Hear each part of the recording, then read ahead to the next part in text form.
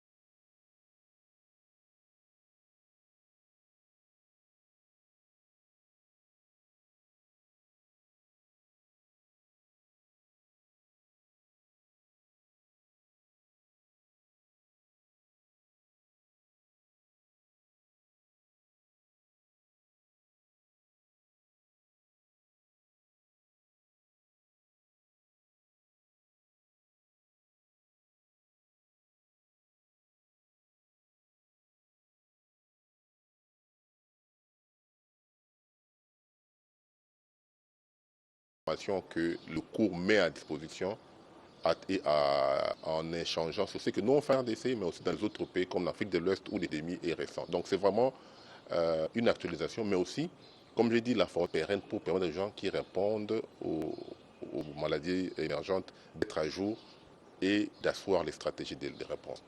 Ces cours avancés, le deuxième genre, est une belle initiative saluée par le ministère de l'Enseignement supérieur et universitaire, Recherche scientifique et innovation qui a présidé l'ouverture.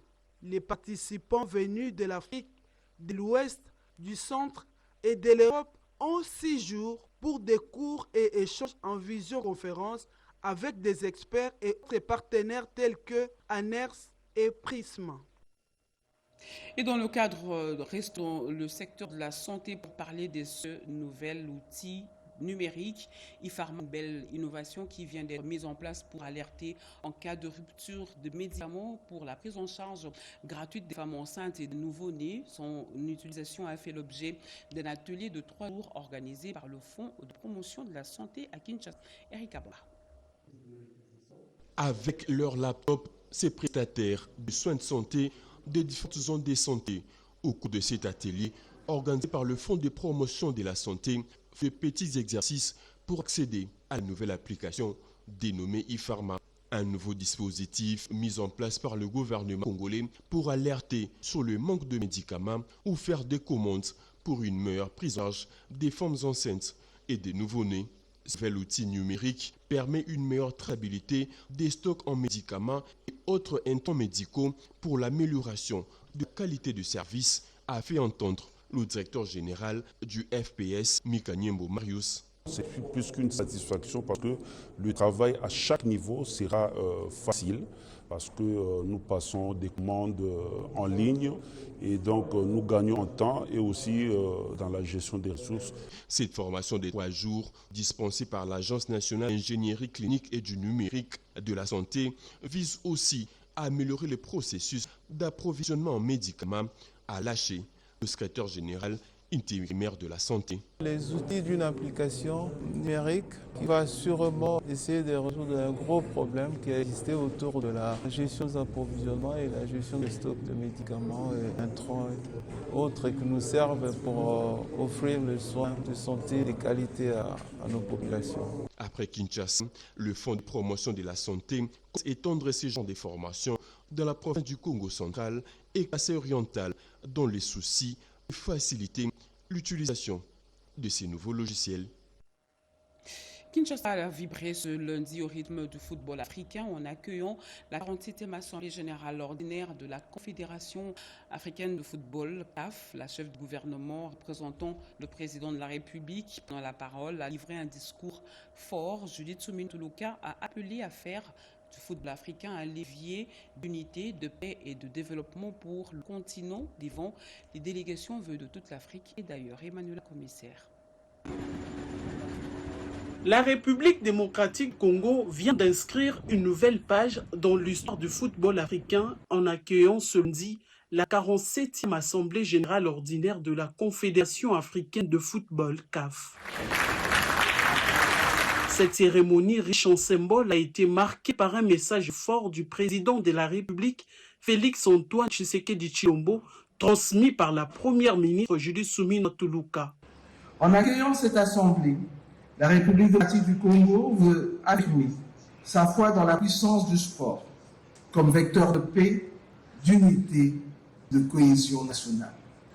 Notre pays a connu des heures sombres, mais le ballon rond a toujours gardé son éclat, celui de la fraternité, de la joie et dépassement de soi. Le président de la République a salué le leadership Patrice Motsepe, président de la CAF, et exprimé sa gratitude envers la FIFA, représentée par Gianni Infantino, pour son soutien constant au développement du football africain. La responsabilité qui est la nôtre aujourd'hui est de faire de ce rendez-vous le lieu où s'écrit le prochain chapitre du football africain. Je salue le leadership de la Confédération africaine de football et de son président, M. Patrice Motsepe, ainsi que l'engagement des fédérations nationales, des ligues, des clubs, des joueurs, des arbitres, des entraîneurs et de tous celles et ceux qui, sur et hors du terrain, donnent vie à notre passion. Un moment de recueillement a été observé en mémoire des victimes de violences dans l'est de la RDC, rappelant que le sport n'est pas épargné par le conflit. Placée sous les signes de la jeunesse, de l'unité et de l'espoir, cette 47e Assemblée générale reflète l'ambition du continent de construire à travers le sport un avenir digne et porteur d'espérance. À Genève, en Suisse, le séjour de le vice-premier ministre, ministre de l'Intérieur et Sécurité, a participé à la 76e session du comité exécutif du programme du Haut Commissariat des Nations Unies pour les réfugiés HCR qui se tient au Palais des Nations. Jacques Méchani a porté haut la voix de la République démocratique du Congo en plaidant en faveur des solutions durables, inclusives et respectueuses de droits humains en faveur des réfugiés congolais, tout en affirmant l'engagement du pays dans la coopération régionale et internationale sur les questions humanitaires. Boubouanan Mokondi. Dans son allocution, le vice-premier ministre, ministre de l'Intérieur et Sécurité, Maître Ekmen Chabani, a salué la collaboration exemplaire entre le gouvernement congolais et les HCR, tout en alertant la communauté internationale sur la situation préoccupante des réfugiés congolais. L'année dernière, du haut de cette chaire, mon gouvernement avait peint le contexte difficile dans lequel les interventions humanitaires se déroulent en République démocratique du Congo. Malheureusement, à ce jour, cette situation est loin de s'améliorer au regard de la crise multiforme et diversifiée à laquelle l'Est de mon pays, principalement, est confronté. Il a également insisté sur la nécessité d'un rapatriement volontaire, organisé et sécurisé des réfugiés congolais vivant dans les 9 pays voisins, tout en rappelant les efforts du gouvernement pour la paix, à travers notamment l'accord de Washington, le processus de Doha et le communiqué conjoint tripartite signé à Addis Abeba en juillet 2025 entre la République démocratique du Congo, le Rwanda et les HCR sur les retours volontaires des réfugiés. La République démocratique du Congo héberge 512 680 réfugiés. À ce chiffre s'ajoutent 5 780 000 personnes déplacées internes et 1 224 551 réfugiés congolais qui ont trouvé asile dans les pays voisins. La participation de la République démocratique du Congo à cette session traduit la volonté constante du gouvernement congolais sous le leadership du président de la République, Félix-Antoine Tshisekedi Tshilombo, de renforcer la coopération internationale, de protéger les populations déplacées et de promouvoir des solutions durables fondées sur la paix, la sécurité et la dignité humaine. Et pour son engagement dans la transformation économique de la République démocratique du Congo, le vice-premier ministre de l'économie nationale Daniel Mukoko Samba a reçu le prix de distinction de la part de la Fondation Crans-Montana en marge de la 40e édition du Forum Crans-Montana qui s'est tenu à Rabat au Maroc. Daniel Mukoko Samba était à la tête d'une forte délégation congolaise composée des membres de la FEC et de l'ANABI. Rodé Panda.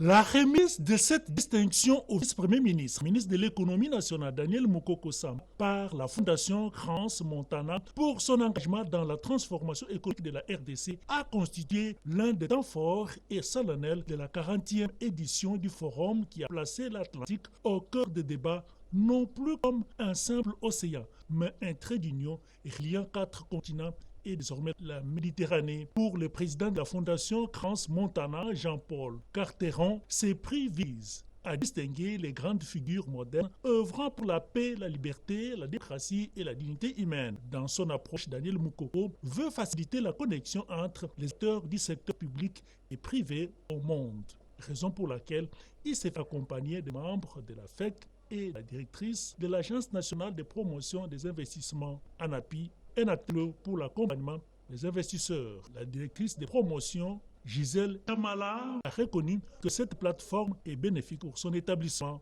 L'ANAPI accompagne le vice-premier ministre de l'économie, pour pouvoir justement orienter les investisseurs, leur donner les informations nécessaires en matière d'investissement. Représentant la FEC, Antoinette Numba Mangala a affirmé avoir arraché des contacts importants pour la RDC. Aujourd'hui, la RDC se présente comme un pays solution. Beaucoup d'entrepreneurs intéressés par la RDC, beaucoup d'opportunités pour la FEC. Au cours de cette édition de 2025, ce forum a regroupé plusieurs décideurs du monde des affaires. Daniel Mukoko Samba a rappelé que le gouvernement congolais tient à accélérer les processus d'industrialisation du pays en s'appuyant sur son potentiel énergétique, estimé à 100 000 MW, issus principalement de ses ressources hydroélectriques.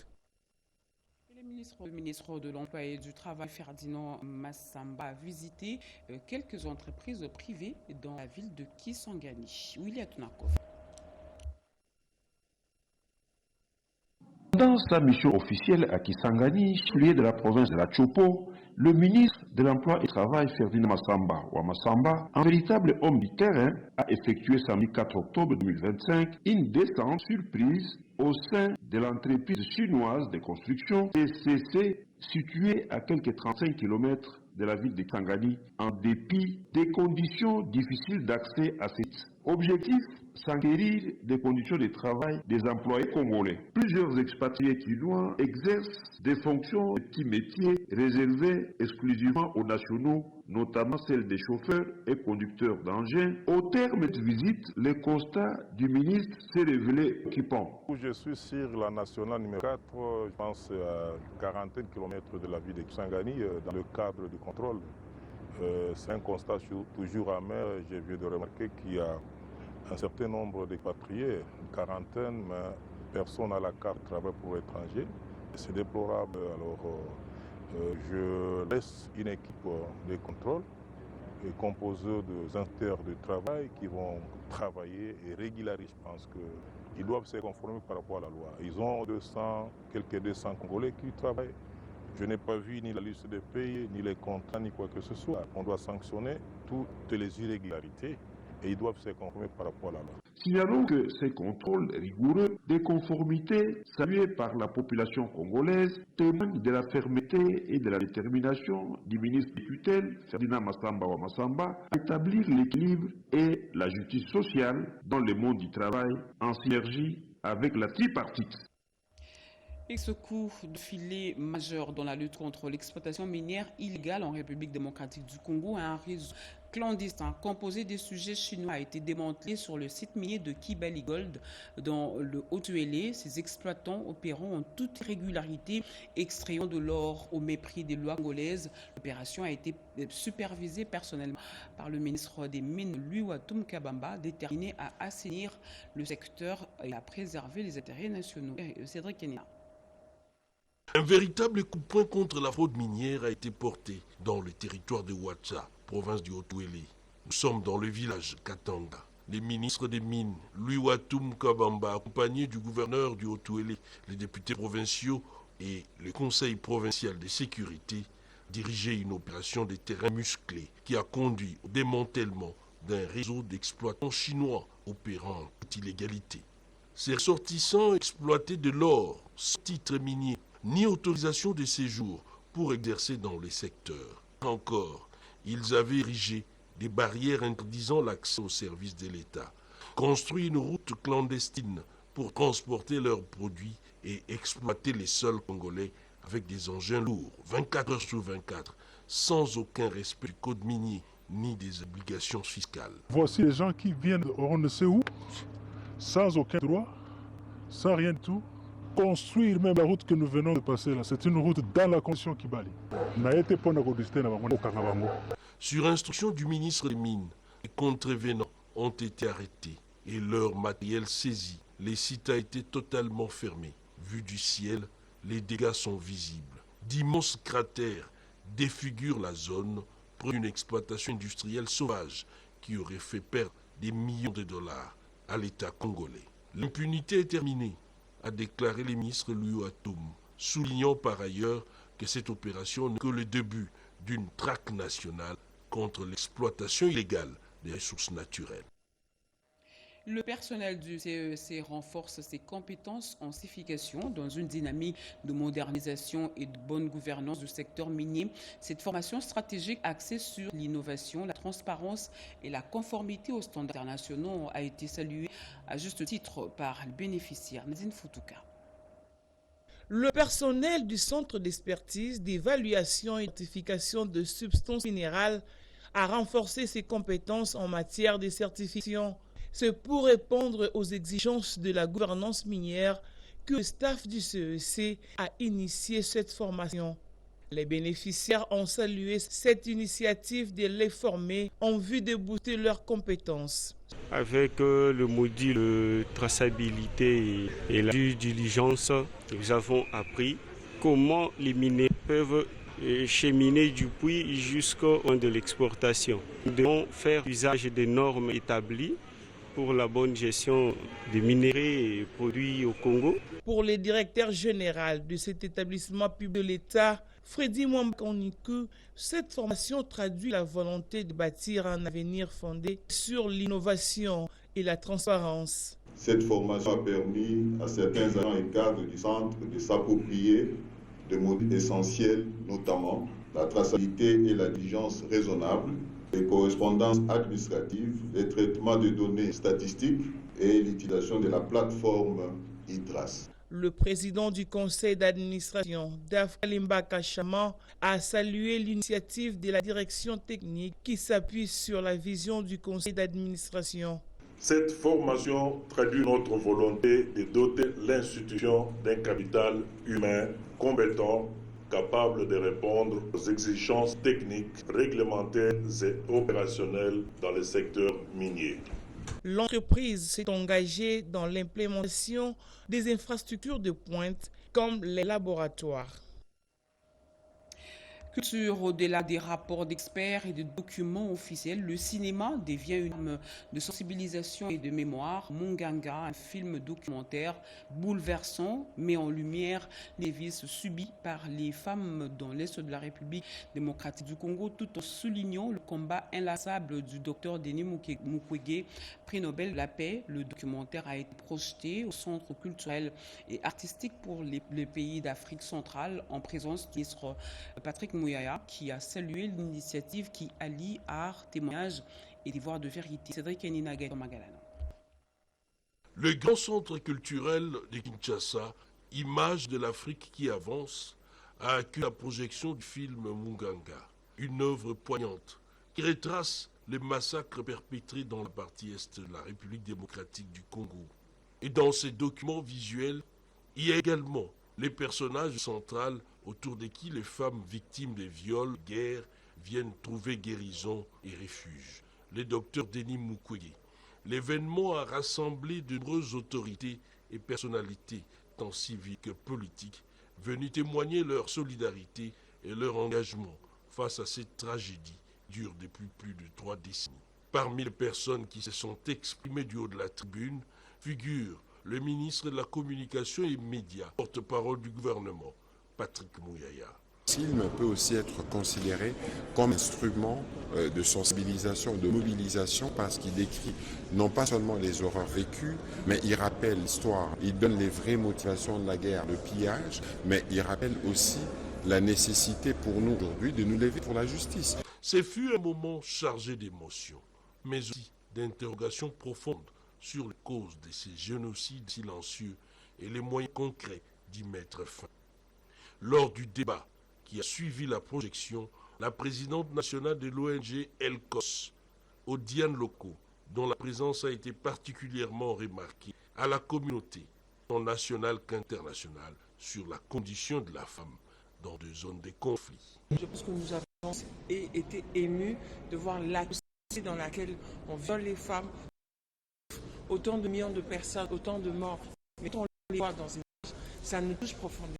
Il faut donc une mobilisation active pour que justice soit rendue et que la mémoire des victimes soit honorée. Et le 6 octobre de chaque année, l'humanité célèbre la journée mondiale de l'habitat, un moment de réflexion sur le droit fondamental à un logement décent et sur les défis liés à l'urbanisation. À Kinshasa, le gouvernement congolais, à travers le ministère délégué à l'urbanisme et à l'habitat en charge de la politique des villes, a adressé un message fort à la nation. Angèle Bangassa Yogo a notamment mis l'accent sur la lutte contre les inondations, un fléau récurrent dans plusieurs agglomérations en cette période de pluie. On l'écoute au micro de Boubouane Moukonti. Aujourd'hui, la République démocratique du Congo s'est jointe à la communauté internationale pour célébrer la Journée mondiale de l'habitat. Cette année, le thème choisi, la réponse aux crises urbaines, résonne particulièrement avec notre réalité nationale avec comme thème national la lutte contre des inondations dans nos villes. Nos villes, jadis perçues comme des foyers de développement et d'opportunités, sont aujourd'hui fragilisées par des multiples crises. Inondations récurrentes, érosion ravageuse, croissance démographique incontrôlée, habitat informel, insalubrité, insécurité et inégalité sociale. Ces crises affectent directement la vie de nos populations, détruisent des infrastructures essentielles et accentuent la vulnérabilité de nos communautés. Face à cette situation, nous devons bâtir une vision urbaine nouvelle, prévenir et anticiper grâce à une planification urbaine moderne, une gestion foncière rigoureuse et une meilleure protection de l'environnement. Répondre et protéger en construisant des abris temporaires décents et en réhabilitant rapidement les infrastructures touchées. Reconstruire et transformer en faisant de chaque crise une opportunité pour repenser nos modèles urbains et bâtir des villes plus résilientes et plus durables. Ensemble, transformons nos villes, non plus en espace de crise, mais en pôle d'opportunité, de dignité et de bien-être pour tous. Fin de ce journal, mesdames et messieurs, merci de l'avoir suivi. Merci à vous qui nous suivez à Mbujimaï, au Kasaï oriental et partout ailleurs sur satellite. Vous êtes sur la RTNC. L'été continue sur nos antennes. Retrouvez à 23h Jacques Mégy, demain 7h, Serge Merlin Mata, 20h. Moi, je vous retrouve avec le même plaisir. À demain. Au revoir.